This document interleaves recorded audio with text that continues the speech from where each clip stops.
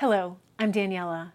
In today's video, we're going to slow stitch a Christmas charming bird. Now, if this sounds familiar, it's based on the series that I created earlier in the year showing you how to make a charming bird for any occasion. Today, we're going to fine-tune it and make it kind of Christmassy.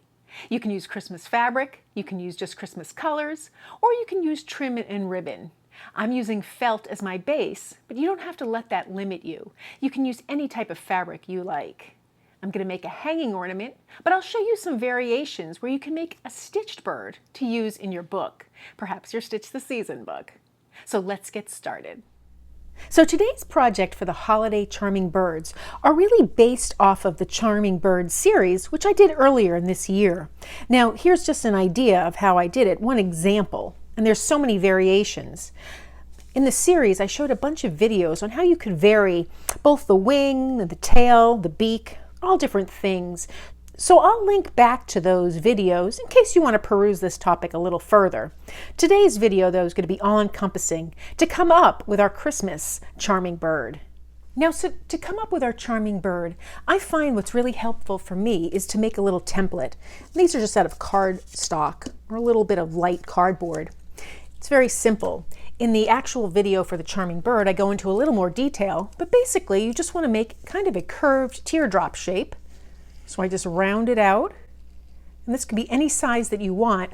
I happen to be using a 3x5 index card, and then I just create a little wing. Now from here, you'll also need a beak and a tail. So you can cut those out, you can make them larger on any size piece of cardstock or cardboard to make your template. And then it really helps because that way you can make a series of these birds. And particularly for Christmas, if you're looking to make an ornament, this is the way to do it. From here, you want the fun part to begin where you select your fabrics. Now, because it's Christmas, I'm going to use felt for my main body, but I'm going to really enhance it with some Christmas fabrics and ribbon and trim. So now to make my Christmas bird, I picked out some Christmas fabric, just this beautiful little print here. And then I chose some of this red and green. I'm not sure if I'm going to use that. I chose this beautiful wool felt, this mossy green, and I'm going to use that for my body of my bird and my wings. And then I have this really beautiful maroon felt. Again, it's wool felt, so it's a little heavier. Craft felt would work just as well. And this is going to be the beak. Now for the tail, I decided I'm going to use just some rickrack because I like that airy feeling. So I'll just fold it into a little fluffy tail shape. And we'll go over that when it's time to add it. And then lastly for the eye, you can decide what you want to use. You can make a French knot, you could stitch a circle, anything for the eye. I'm going to play with these buttons here. I have a gold one and a black one. And when it's time to put the eye on, I'll see which one I want to use. I'm actually going to need two of them because it's an ornament front and back, but I can worry about that later. So now I want to get started by tracing my template. So now I'm going to trace my template. I'm going to start with the body. So I choose my largest piece of fabric here and I fold it in half just because I know I'm going to want two pieces to make the body. This will hide the stitches and give the ornament a little more heft. So I'll just trace around it.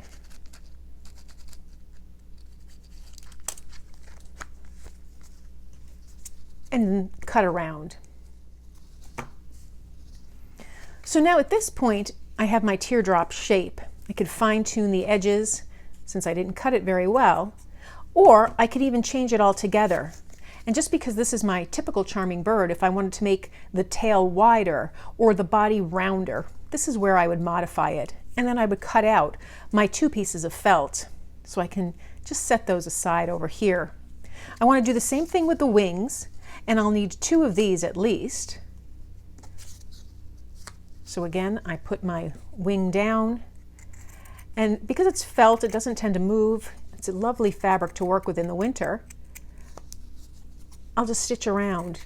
Now you could easily work with cotton fabric or printed fabric. Even leather would make a beautiful result. So I have my wings here. I have this little piece of fabric for the beak. And in the videos where we discussed a little more detail about the beak, it's really fun because you can make a long beak, a rounded beak, a little short beak. I like to start with the big long beaks. I cut two pieces for this. I'm not sure I'll use both. Depends on how it looks ultimately. But then because it's so long, I can play around with how much of it really sticks out, whether I want a small beak or I want it to be nice and long. So that gives me some options as well. And the tail I'll set aside for now. It's just a long piece of rickrack because that's going to be one of the last things I do. So now that I have my basis here, my wings and my body, I'm going to choose my fabric. So I think I'm going to leave my body just as it is. I'm not going to add more fabric to it. I could always add a smaller piece of fabric, the same shape, but I'm just going to really play around with the wings. So I'll just take a little piece of this fabric because I like to cut my fabric down to size. Some people like to work with a nice big piece of fabric. So it's really what you like to use. I'll flip it over, and here I'll trace my wing right onto it. And I know that because I want the wing to really stand out and the felt to stand out, I'm going to cut my piece even smaller. So I just kind of eyeball just a smaller size to this wing. Just make it a little smaller, and that's the size that I'll cut out. And again, I want 2 of these, and as long as the fabric is touching each other, either the good side or the underside, I'll get 2 opposite sides, which is what I want here. Because ultimately, when I take my wings, my front and my back, they'll be facing different directions, and now I can just add my little print to it. It's kind of just a little interesting touch. Now at this point I can decide if I want to use my rickrack or if I want to use even more fabric for the tail, just to make it kind of blend together.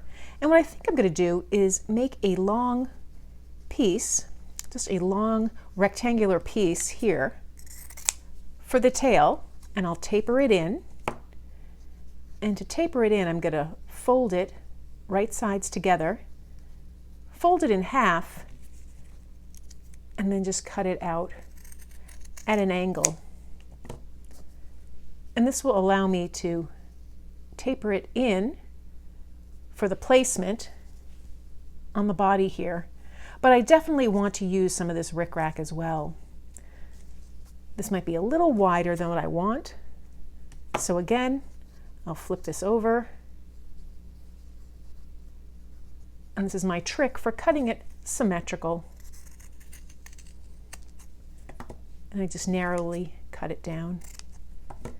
So I'll set my tail and my rickrack aside, clean up my workspace, and now I want to just stitch down my little embellished wings, and then we can start attaching our bird, all our pieces together.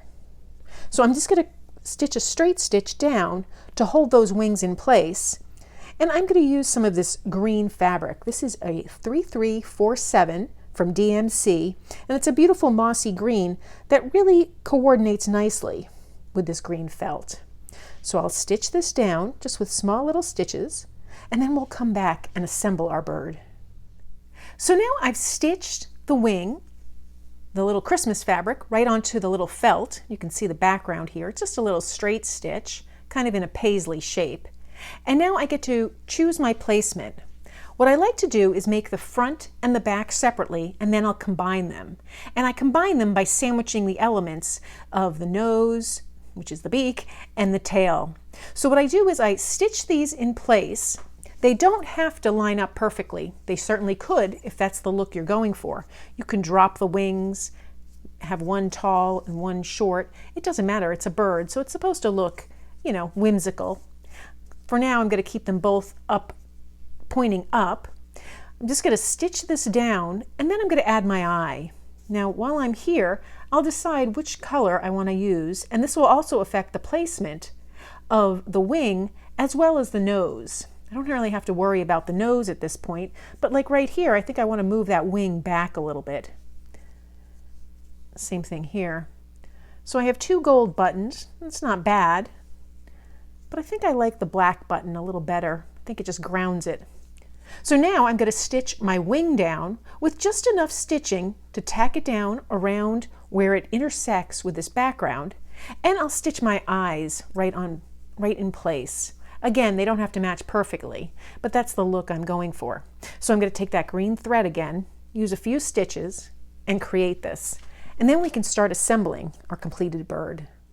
So now both of my birds, the front and the back, are completely attached. The wings, the eye, you can see on the back all my little stitches, and they're ready to be assembled.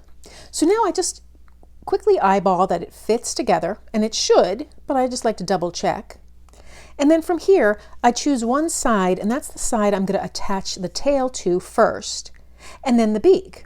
So for the tail here, I have just this piece of fabric. This is kind of going off the cuff here. I didn't measure this or anything. I'm just going to take this fabric and set it down.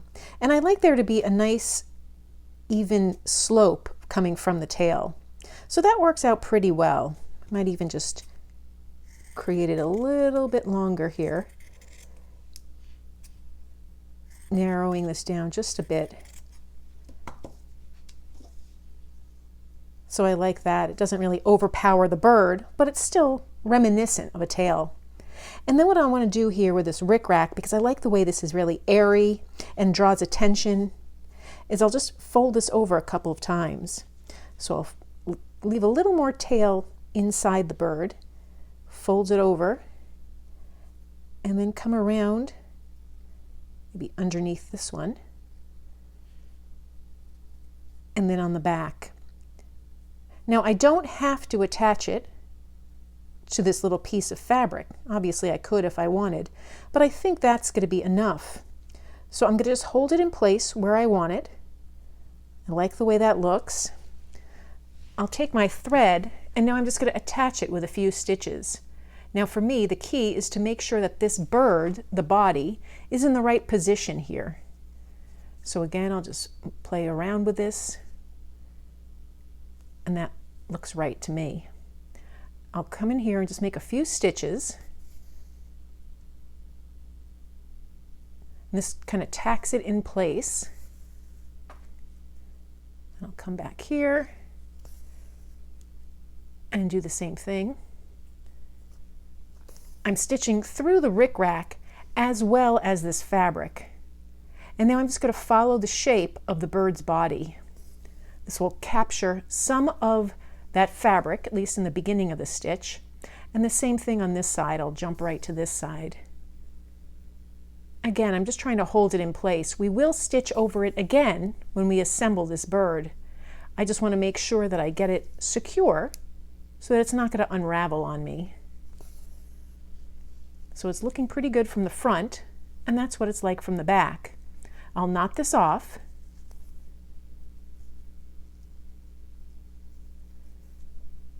And now I'll just trim everything down.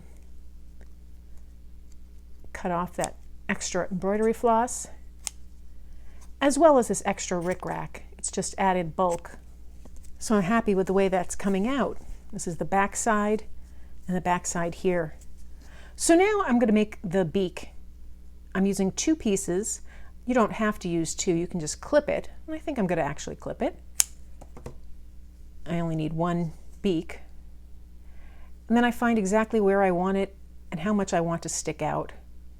I like a prominent beak there. So again, I'll just come up here, right on the edge of where the fabric overlaps. Just make a few stitches. And again, it will be held in place when we attach the bird together. Can come back in.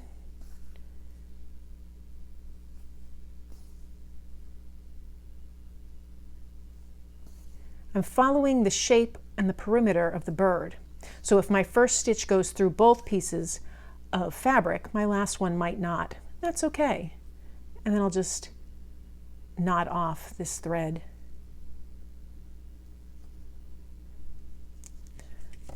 So now I can snip my thread. So now I have my front and my back and my front. It's up to you, whichever you want it to be. And I can put it just together like this. Now if you want a string, you can add it now, or you can come back and add it later. I'm going to get a little piece of ribbon and add that in. So I have this little piece of trim here. What I like to do is just knot the end of it, because it's something a little more substantial to stitch through. Not looking for a lot of bulk, but if I get a little bulk, that's okay too. And now I can just attach that right behind the wing, because that way my stitches are fairly hidden. So again, I'll come in with my thread and stitch that on. So now my optional string is attached to hang it. I'm just going to take my front and the back of my bird and line it up the way I want it. I'm going to really make sure it lines up here at the tail. If there's any extra threads, I'll just snip them off now. They can always be snipped off later, but I like to do that now. And now I'm just going to take a few stitches, and I'll come in from the underside, and I want to just stitch through the front and the back just to hold it together in a few places. We're going to stitch a blanket stitch all the way around the edge to really solidify it and hold it in place, but I like to start with just a few stitches to anchor it. So I'll just come up and down a few times. I'm stitching through a lot of layers here, and all my stitches are going to show, so I want to make sure that they're in the right position. Just stitch a few more here in between the wings. This just anchors it in place. And once I have that in place, I think I'll stitch just up to where that string is. These stitches are not going to show. They're really just functional stitches to keep my ornament neatly in place.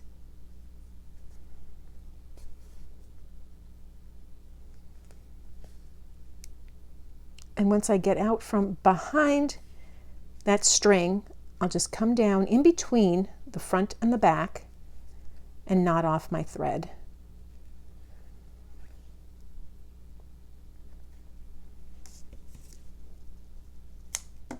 So I'm quite happy with the way that looks. I want to do a few more stitches just around the front here. So again, I'll come in from in between, right down through that beak. So my knot is on the inside of my bird. And I'll just make a few stitches to anchor it in place. Again, these are functional stitches. I want them to mirror the shape of the bird, but once I have that fairly secure, I can come in between each of these layers and knot off this thread.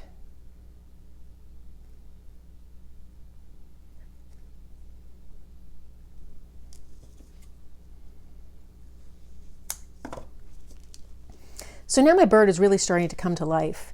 The last thing I want to do, particularly because it's a felt bird, is a blanket stitch all the way around the edge. Now I have this beautiful color embroidery floss. It's a 948. I call it a cream color. It matches the background here of my fabric, my little printed Christmas fabric, and the rickrack. So I'm going to start right up top here, the end of the wing, and I'm going to go around counterclockwise. I'm going to stitch inside so that when I pull my thread, my knot can be tucked inside in between the layers, because now these stitches, while they're functional, they're also decorative. So now to do this stitch, I'm going to stitch around and come in from the back, and I want to come as close to that first way I came in as possible, so that when I pull my stitch, it's just a perfectly straight line. I'm going to come back in underneath it,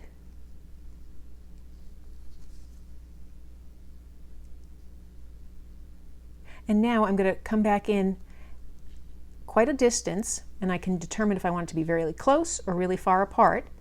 Usually you do a stitch length. I'm going to loop it around. I should have a little loop at the end, and I'm going to come back and stitch through it. And now I have this little stitch here, a little blanket stitch. So again, I just try and make that loop, stitching through both sides. Have my little loop here, come in from behind and pull it down, and it makes a beautiful, nice blanket edge. So I'll continue all the way around this bird. I'm not going on the top of the wings, just on the body.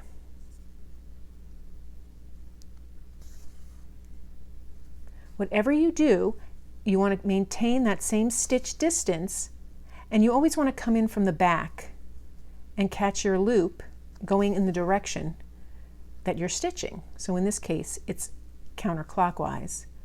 When I get to the area here with the beak, I'm going to make my last stitch, pull it taut, and then I'm going to come back in from the back to that same hole, so it's nice and neat, and then I'll just make a stitch up and down, skipping that area, and then I'm going to come around and resume my stitching. So I come up from the back again and continue all the way around. And anytime I run into an obstacle, I'll do that same thing where I make a thread, a stitch going across. You could skip that as well and just go through the inside in between the layers if you don't want that stitch to show. But I like the way that looks.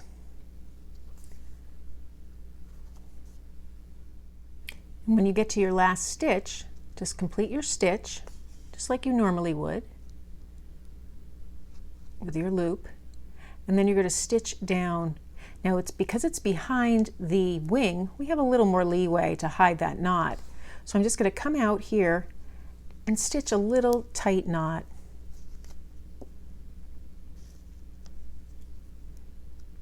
I'll just double it up.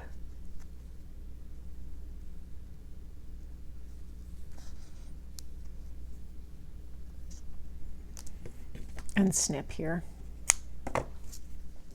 So there I have my Christmas charming bird, both sides with the blanket stitch, and I'm really pleased with the way that came out. It's a cute addition to my tree, and you can make it in whatever colors you want.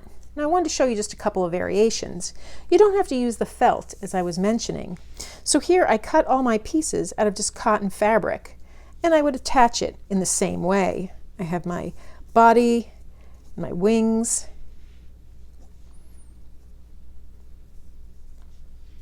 and my beaks, or you could stitch it down rather than making an ornament. And here I just use Christmas fabric, another button for an eye. I stitched the beak because it's stitched down to this little piece of quilting. I used some grosgrain ribbon for the tail because I like that dimension. And then I added this cute little accessory of a little hat, just for a real cute little Christmas bird. So those are some options for you. So that's how I created my Christmas charming bird. I really enjoyed stitching through the felt using the blanket stitch and then selecting my fabrics, particularly the one that I wanted to enhance the green felt. It's a fun project that can make a nice ornament for your tree, a gift tag, or just something to include in your mixed media journal. If you've enjoyed this video, please give it a thumbs up and be sure to subscribe. Thanks for joining me today.